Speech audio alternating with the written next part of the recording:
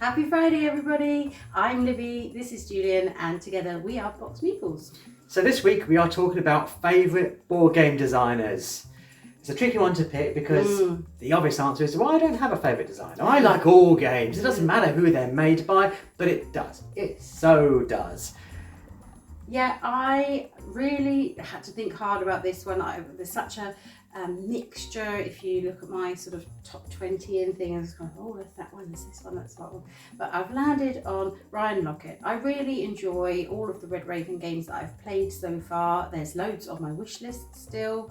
Empire's Void being one of those. Looks super fun. But we have quite a selection in our collection. So I really enjoy Islebound, and what I have enjoyed more and more recently is those ones that sort of let you explore and tell a story and get really involved in the theme and that world that's being created. So we had a fabulous time playing Sleeping Gods. I feel like I could play that again. Yeah. You feel like you finish that game and you've kind of scratched the surface of what is available, and there's so many more islands and places and locations you can go and visit and find new stories and new things happening.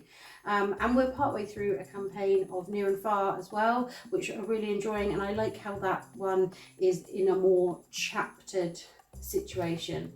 I think potentially it was better in terms of gameplay for Sleeping Gods because it forced us to keep it out, keep playing until we finished. Whereas this one, we have been a bit slow at getting through the campaign and need to, because we finished a whole game, a whole chapter, we can leave it, play something else, come back to it. But I do want to get that played a little bit more. And we've got a couple that we picked up at UK Games Expo that we haven't got to the table yet. So excited to explore a couple more of his games too. Yeah, that man is a one-man board game design machine.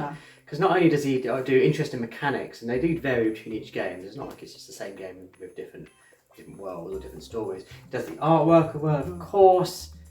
It's a marvel. He's a board game designing marvel. Well, I feel like you can really tell the sort of progression and ideas from the sort of above and below, Near and Far, Now and Never, and Sleeping Gods, and hopefully Distant Skies coming too. You can see kind of the progression and the thread of how those games are kind of being built and the world around them. And they're very distinct. You can tell what a Red Raven game is just when you look at it go, I mean, you haven't even mentioned artwork.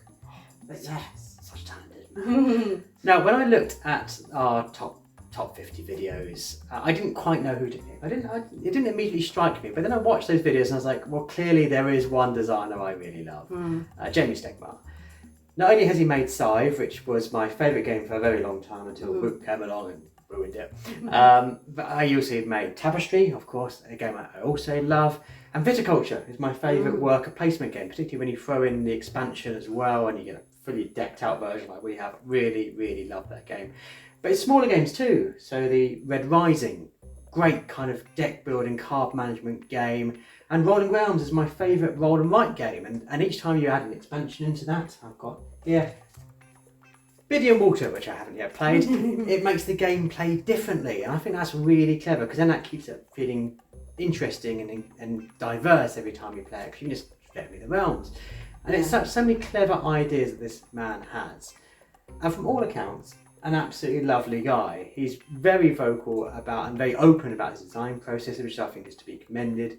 You know, when mistakes are made, which inevitably happen, he fixes them at his own expense. And I think those sort of things just make it nice to play their games. I think it's great that you're then playing something that's kind of ethically sound. I think that does contribute to my enjoyment of it. So yes, turns out I do have a favourite game designer, and now when I think about it, it was obvious all along.